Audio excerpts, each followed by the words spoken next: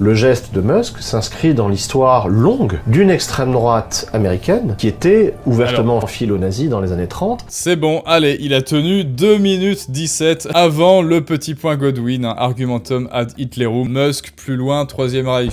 Parfois j'hésite à faire ce genre de vidéo. Cet historien essaie de nous prouver que Elon Musk est forcément un méchant nazi qui fait partie des soldats SS, qu'il a sa carte au Parti National Socialiste allemand, enfin voilà. Il y a plein de gens, plein de médias qui essayent de s'engouffrer dans la brèche pour essayer de dire regardez, la preuve, Elon Musk est un gros méchant. Pourquoi? Parce qu'il ne partage pas mes idées progressistes. Il en a marre du wokisme, il en a marre des conneries tout court, il en a marre du communisme, alors forcément néo-nazi, voilà. Eh ben écoutez les amis, on va directement abréger et on va analyser le storytelling de son discours tout de suite. Et surtout, souhaitez-moi et souhaitez-vous bonne chance, bon courage pour la lecture. Un bras tendu avec cette inclinaison et le plat de la main parfait, c'est de fait effectivement un salut nazi.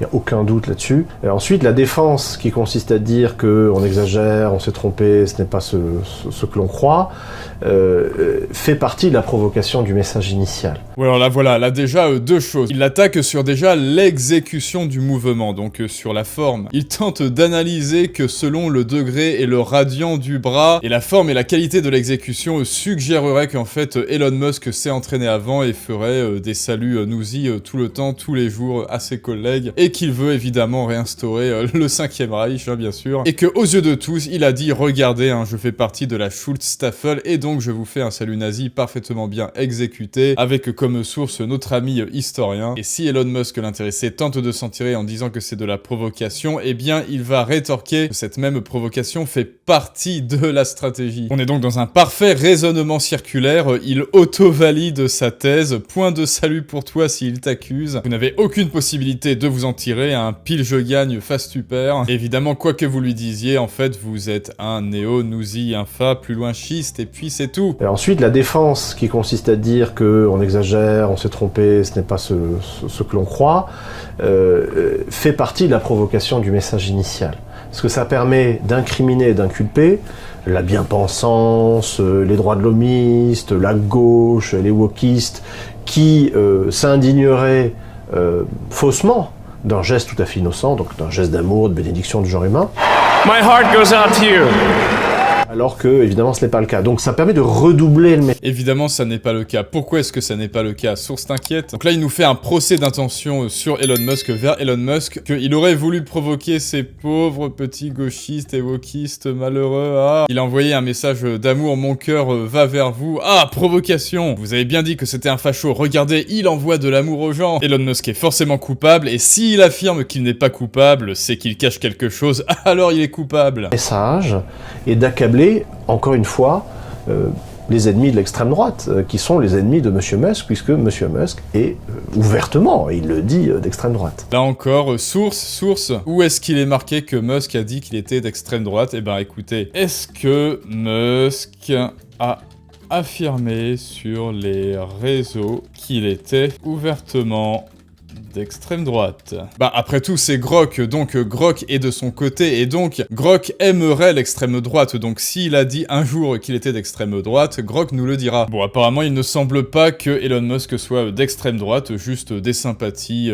envers Trump, etc. Bah donc, donc, extrême droite, oh mon dieu. Ensuite j'ai envie de vous dire, est-ce un crime? L'extrême droitisme est-il interdit par la loi? Pourquoi une telle diabolisation des gauchistes et des historiens envers les gens qui ne pensent pas comme eux? Ah pardon, c'est vrai, j'avais oublié, c'est le camp de la tolérance, de la mesure et de la parcimonie. Le geste de Musk prend sens dans un système idéologique qui, pour être grossier et assez brut, n'en est pas moins très cohérent.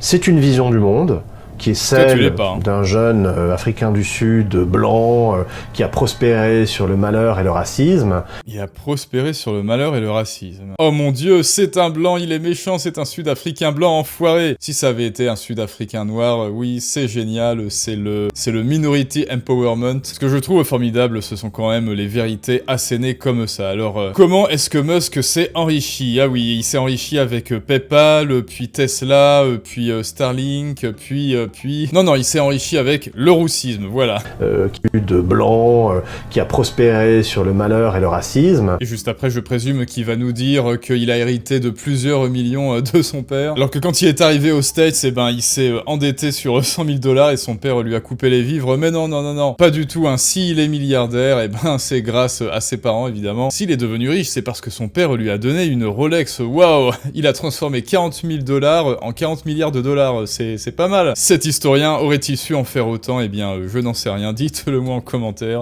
Qui a fait fortune familialement et qui a hérité de cette fortune-là. Je le savais, et qui a une vision viriliste, homophobe, raciste, antisémite du monde.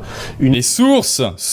Comment ça, antisémite? Il défend Israël, qu'est-ce que tu racontes? Trump et Elon Musk sont du côté d'Israël et ils sont antisémites, mais qu'est-ce qui se passe? Bon, enfin, juste à côté de lui, je vois un petit livre rouge, même plusieurs. Alors bon, cet historien ne doit pas être l'étage la plus large de la bibliothèque, mais bon, continuons. Une vision social-darwiniste aussi, hein. Il y a ceux qui ont réussi et ceux qui ne sont rien, comme dirait l'autre. Les sources, bordel! Et tout cela, c'est le message de l'extrême droite états-unienne, ainsi que des extrêmes droites européennes qu'il soutient. Il faut voir aussi qu'à plus long... Et la délation, tu la places où sur l'échiquier politique? Le geste de Musk s'inscrit dans l'histoire longue d'une extrême droite américaine qui était ouvertement philo... Observez bien, réécoutez un petit peu les extraits et écoutez la musique qu'on vous met dans les oreilles. C'est une musique sépulcrale, avilisante. C'est la fin de l'Amérique, c'est la fin de l'Europe. Pourquoi? Parce que Trump et Musk ont du pouvoir, voilà. Le tocsin a sonné le glas de la tolérance, de la modération, de la parcimonie, de la joie, de l'amour, de la lumière des galaxies que sont les gauchistes, évidemment. Nazie dans les années 30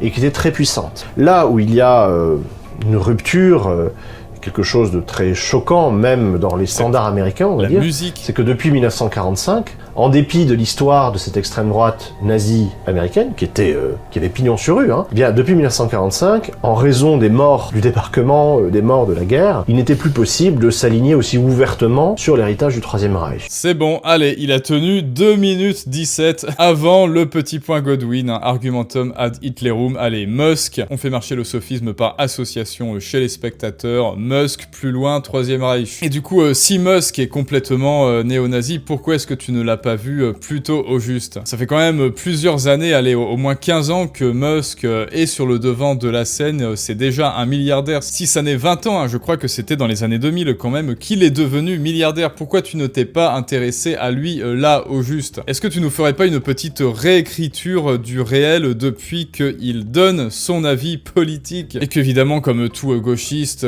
qui se fait passer pour un historien d'ailleurs, tu associes tout ce qui est à droite de la LFI à l'extrême droite, à ces gens qui déportent les juifs dans des trains qui déportaient. Tu les associes à Pinochet, tu les associes à Franco et à Mussolini, mais il se passe quoi dans vos têtes? Le camp de la parcimonie commence sérieusement à me gaver. Je ne sais pas s'il faut en rire ou en pleurer en fait. Heureusement qu'il s'est fait débunker et on l'a percé à jour dans les notes de la communauté évidemment. M6 omet de préciser que Johan Chapoutot est un compagnon de route de LFI. Il participe aux universités d'été du parti d'extrême gauche. Extrême gauche, vous voulez dire le national-socialisme? Lorsqu'il aborde l'histoire personnelle d'Elon Musk, il indique qu'il est héritier d'une fortune familiale, ce qui est faux. Bah oui, ça aussi. Ça a été débunké, et ça a été débunké par qui? Devinez quoi? Eh ben, Libération. Avant que Musk ne soit taxé de facho, qu'effectivement il avait des dettes, et avant qu'il ne soit plus en accord avec ses idées politiques, et donc qu'il réécrive évidemment l'histoire a posteriori sur lui, et d'ailleurs ça m'étonne que cet article soit encore en ligne, étant donné que cela prouve que Libération change d'avis comme de chemise et réécrit son narratif en fonction de ces petites émotions qui meurtrissent leur petit cœur de chinchilla cardiaque et hyper émotif. Année 2010, oh il est gentil Elon Musk, roi de la tech. Année 2024, enfoiré de néo-nazi, oui, évidemment par biais rétrospectif, oui évidemment ça a toujours été comme ça. Et c'est bien parce qu'il y a des gus dans son genre qui font passer des fausses informations que si toi tu ne fais pas valoir tes idées, Jean-Kévin, si tu ne prends pas la parole, un autre le fera à ta place, les cons le feront à ta place. Si tu ne maîtrises pas l'art de l'éloquence, du storytelling, lui, eh bien il le fera à ta place et il le fera mal en plus. Donc va voir si ça n'est déjà fait la masterclass, fais-toi comprendre en description. Et allez, petite respiration pour finir, petite contraposée, parce que oui, pluralité des idées, après tout, on va voir ce qu'en pense Eric Ciotti de, eh bien, Donald Trump.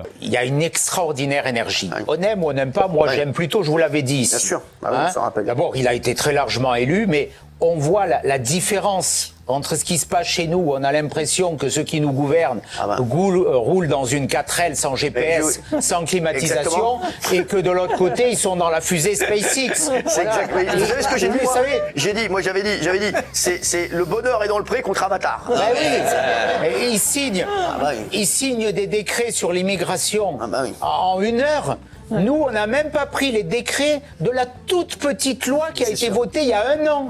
On en est toujours au même niveau. Donc, ça veut dire qu'à un moment, il faut changer. Voilà, ça, c'est du storytelling. Ça, c'est un discours maîtrisé. C'est l'amour est dans le pré contre Avatar. Et oui, c'est la France contre l'Amérique. La France, nous, on a ça. Hein, voilà, méchant milliardaire, méchant sud-africain, néo-nazi, je sais plus quoi. En attendant, ce néo-nazi, il fait décoller des fusées, il fait avancer son pays d'adoption, ce qui prouve que l'immigration de qualité, hein, évidemment, devrait aussi être dans les tuyaux en France, hein, la qualité, toujours la qualité visée. Nous, on en est encore au niveau du capuchon qui reste sur le goulot. Eux, ils en sont à Starlink et aux fusées qui décollent et qui vont décoller sur Mars. Et toi, Jean-Kévin, qui veux-tu suivre, hein? Veux-tu suivre Monsieur, veux-tu suivre Musk, ou veux-tu suivre Ciotti, ou quelqu'un d'autre? Eh bien, écoute, dis-le-moi en commentaire. Bien sûr, ne va pas embêter notre ami Johan Chapoutot, parce que tu le sais, la grandeur d'une âme noble se mesure à l'aune de ce qu'elle est magnanime avec les imbéciles. Et à très bientôt pour une prochaine analyse du monde moderne, mais ça, c'est une autre histoire.